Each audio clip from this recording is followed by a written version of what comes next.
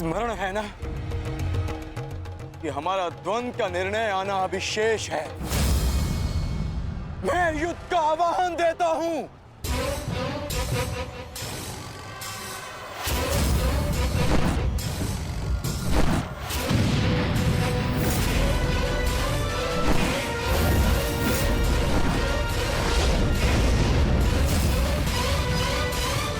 सावधान द्रुपद।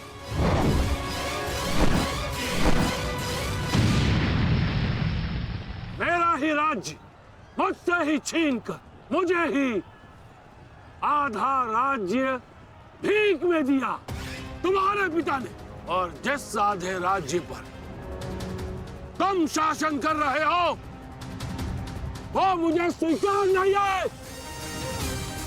इस अपमान का प्रतिशोध आज अवश्य लेकर रहूंगा। जो अपनी पुत्री का अपमान होने से न रोक सके वो अपने राज्य और अपने सम्मान की रक्षा क्या करेगा?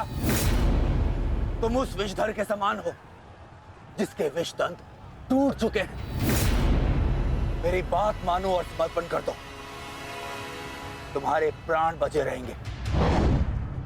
प्राण तो अब तेरे नहीं बचेंगे।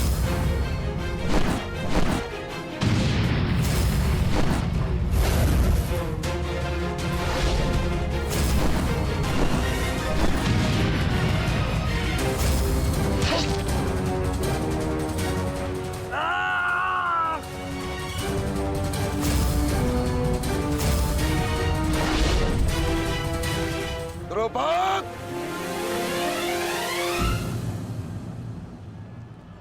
तुम्हारी शत्रुता केवल मेरे साथ है, उसका प्रतिकार तुम मेरे पुत्र से मत लो,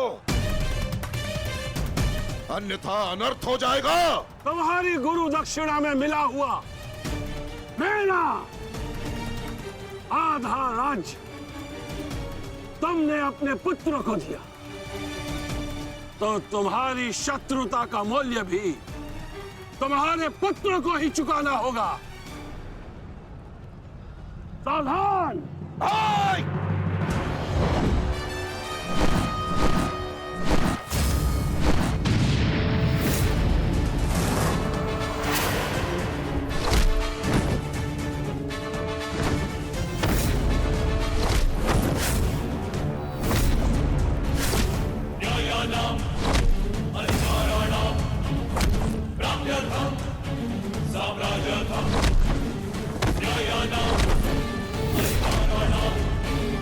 दुर्योधन, भीम ने तुम्हारे और 5 अनुजों का वध कर दिया है और अभी उसकी रक्त पिपासा बुझी नहीं है दुर्योधन। और उस दिशा में देखो, द्रोण द्रुपद नरेश के साथ द्वंद्व में व्यस्त है। अब केवल तुम ही उस भीम को रोक सकते हो दुर्योधन, शीघ्रता करो। तो क्या द्वंद्व बीच में छोड़कर जाओगे दुर्योधन? उसके लिए उनका अनुज पर्याप्त है। दोस्त, आप जाइए, इनके द्वंद्व की कामना मैं पूर्ण करता हूं।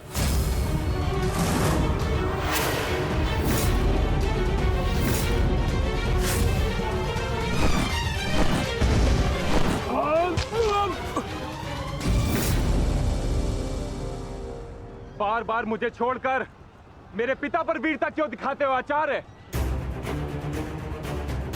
मुझसे द्वंद्व करो, मेरे जीवन का एक ही उद्देश्य है और वो है मेरे हाथों आपका वध। तब तक तुम्हें प्रतीक्षा करनी होगी धृष्टद्युम्न, क्योंकि जब तक द्रोण के हाथों में उसके शस्त्र हैं, स्वयं काल भी उसका वध नहीं कर सकता। और स्मरण रहे धृष्टद्युम्न, तुम्हारे साथ साथ तुम्हारे जीवन का ये उद्देश्य भी उपहास बन के रह जाएगा। शस्त्र त्यागने की क्या आवश्यकता है द्रोण? प्रेम, सम्मान, धर्म तो तुम पहले ही त्याग चुके हो। मेरे पिता तुल्य गुरु और अपने पिता महर्षि भरद्वाज पर तो तुम लांछन भी लगा चुके हो। तुम्हारी आत्मा तो कब की मर चुकी है द्रोण, कब की। अब केवल यह शरीर है, इसे त्यागने का समय आ गया है और वो समय अभी है। सावधान द्रुपद।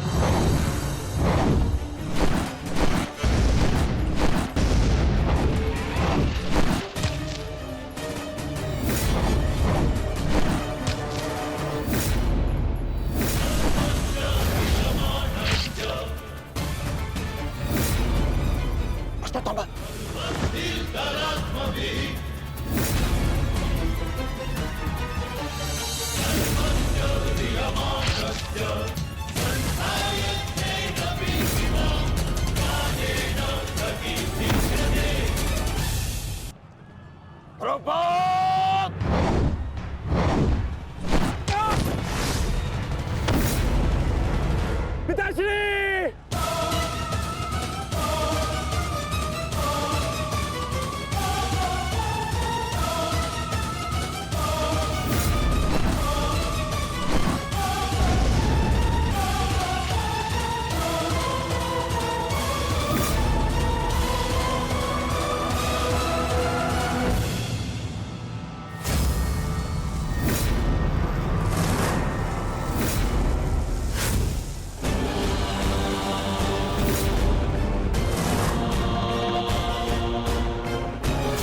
सावधान अश्वत्थामा!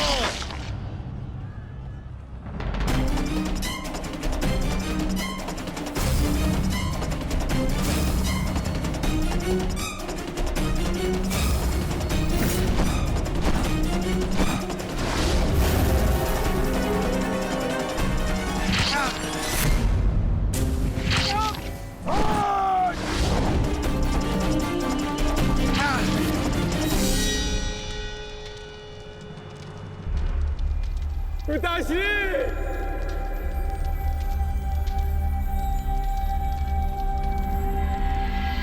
आचार्य द्रोण ने क्रोध में आकर अपने अग्नि शस्त्र से पांचाल नरेश को जीवित जला दिया है महाराज। अर्थात आचार्य द्रोण ने अपना वचन पूर्ण किया। उन्हें द्रुपद का वध कर ही दिया। तुम देखना संजय, तुम देखना संजय, एक दिन पांडवों का अंत भी निश्चित है। और दुर्योधन? दुर्योधन कहाँ है संजय?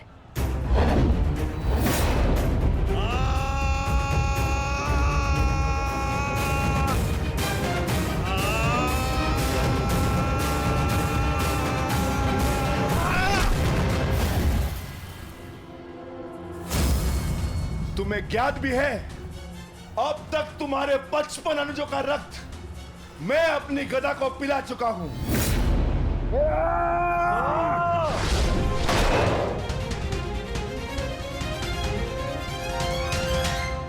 अश्वत्थामा! अश्वत्थामा! उठो, उठो पुत्र, उठो!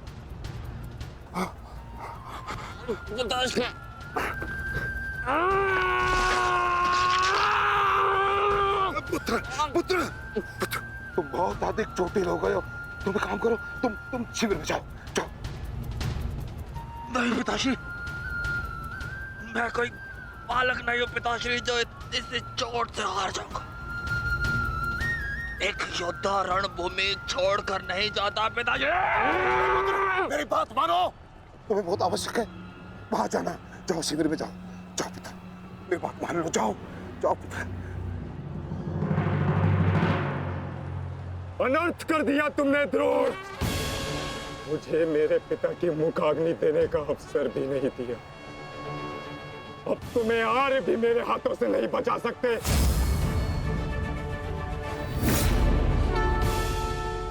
सावधान!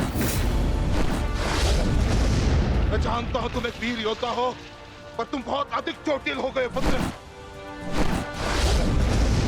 तुम इस अवस्था में युद्ध नहीं कर सकते। तुम्हें उपचार की आवश्यकता है। जाओ, तुम्हें मेरी शपथ है पुत्र, जाओ। जो आ गया पिताश्री।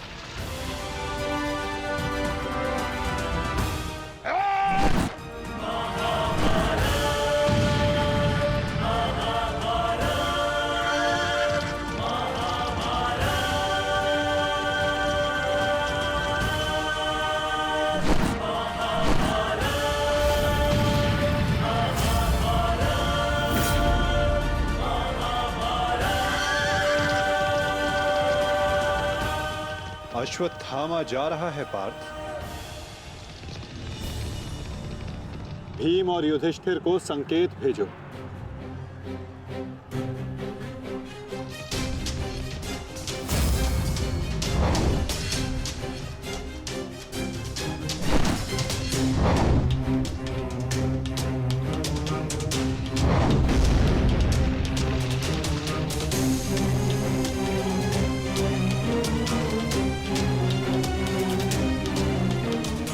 अर्जुन कोई संकेत दे रहा है। क्या योजना है माधव की?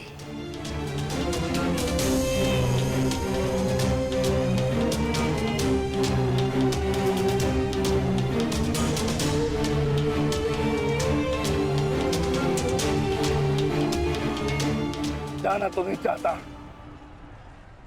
परंतु माधव का संकेत है, मुझे जाना होगा। प्रतीत होता है तुम्हारे जीवन के कुछ प्रहर अभी शेष है।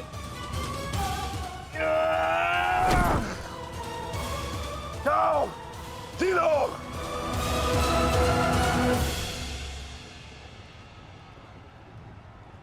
सारथी, आगे बढ़ो।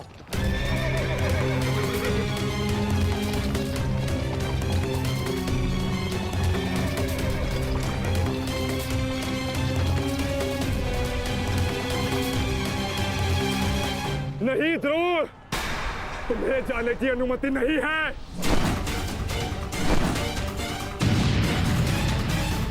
कर्ण, अश्वत्थामा की सहायता करो। वो बहुत अधिक जख्मी है और भीम उसके पीछे है। जाओ।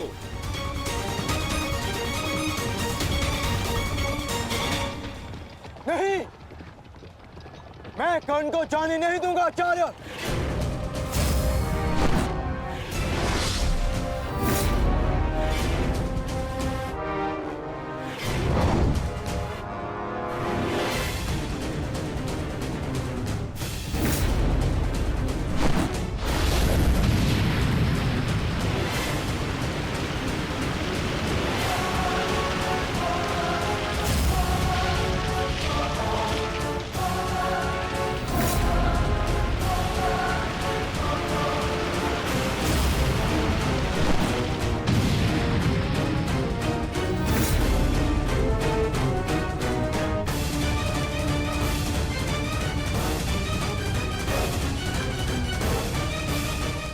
स्मरण रहे पार्थ, यदि कर्ण अश्वत्थामा की सहायता के लिए वहां पहुंच गया तो हमारी योजना विफल हो जाएगी।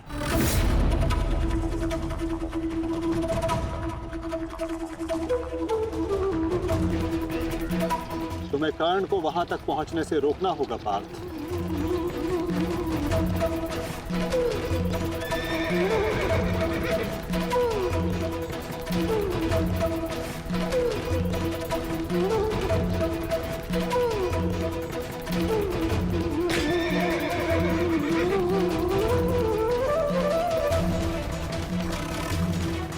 हमें केवल अश्वत्थामा के साथ बने रहना है। उसे किसी भी परिस्थिति में अकेला नहीं छोड़ना है। सत्यसेन, शीघ्रता करो।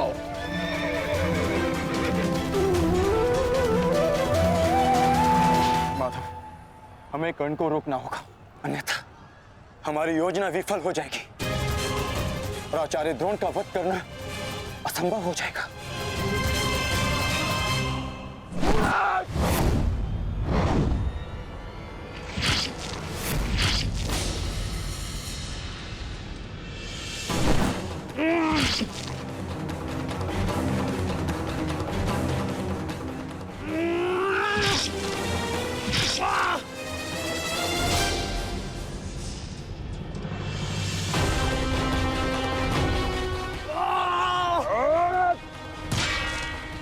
अभी भी समय है, लौटो।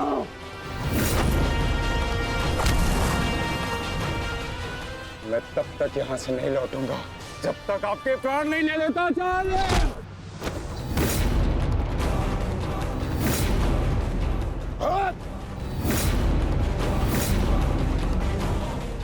कहा था मैंने कि मैं पिता और पुत्र का वध एक दिन में नहीं करना चाहता, परंतु तुमने मुझे विवश कर दिया।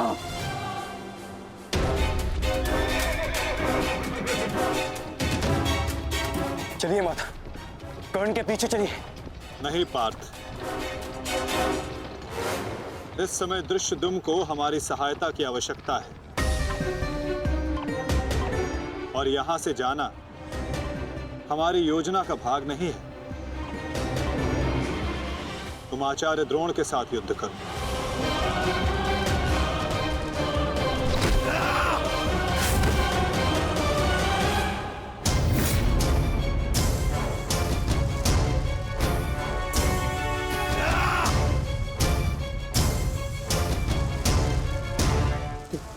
दूर हटो, मैंने कहा दूर हटो। अन्यथा परिणाम ठीक नहीं होगा। तू हटो।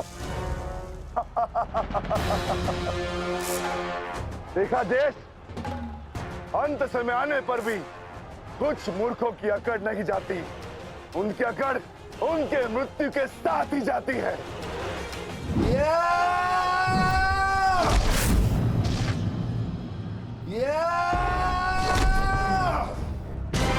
अश्वत्थामा! अब तुम्हारा अंत आ गया अश्वत्थामा। अश्वत्थामा!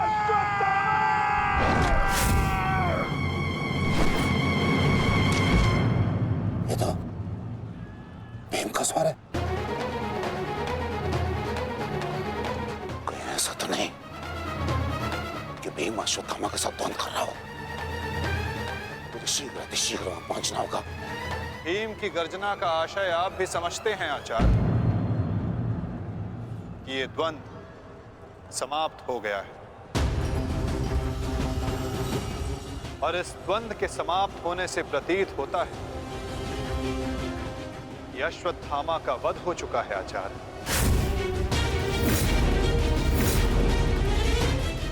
असंभव, असंभव नहीं है माधव। तो द्रोण का पुत्र अश्वत्थामा, और जब तक द्रोण जीवित है अश्वत्थामा को कुछ नहीं हो सकता। मेरा हृदय कहता है कि मेरा पुत्र जीवित है, कुछ नहीं हुआ उसे। और वैसे भी मुझे आपके बातों पे विश्वास नहीं है माधव।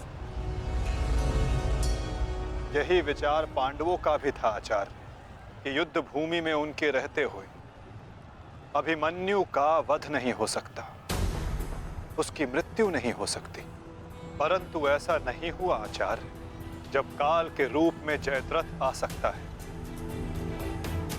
तो काल के रूप में विकोदर भीम भी आ सकते हैं। काल की गति को कोई नहीं रोक सकता आचार्य।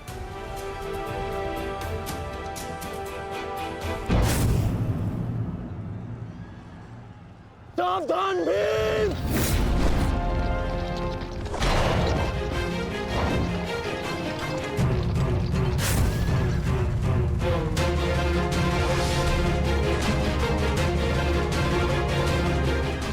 अश्वत्थामा, अश्वत्थामा, तुम ठीक हो? तुम ठीक हो? हाँ अंगराज,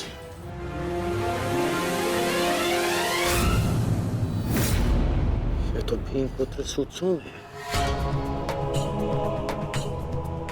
फिर भीम कहाँ है? वो वही है जहां उन्हें होना चाहिए। आचार्य, आज कर्ण नामक कवच भी अश्वत्थामा की रक्षा नहीं कर पाया।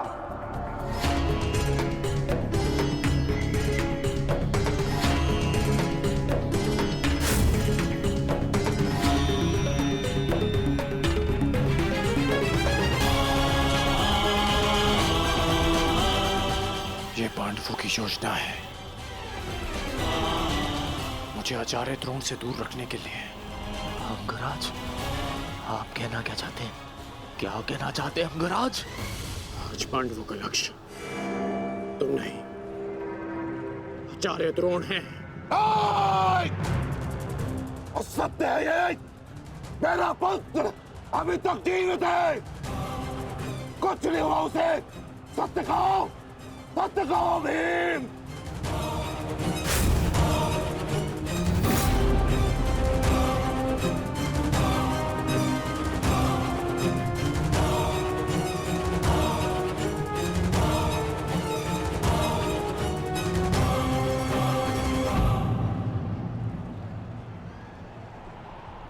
धर्मराज, मैं तुमसे सुनना चाहता हूं, ये सत्य क्या है? कह दो कि मेरा पुत्र जीवित है। तुम्हारा उपयोग केवल मेरा ध्यान भटकाने के लिए था।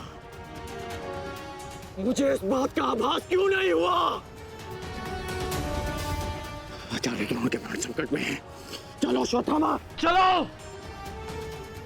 सत्य कह दो कि आज भी मेरा पुत्र जीवित है, कुछ नहीं हुआ उसे, कोई उसका वध नहीं कर सकता।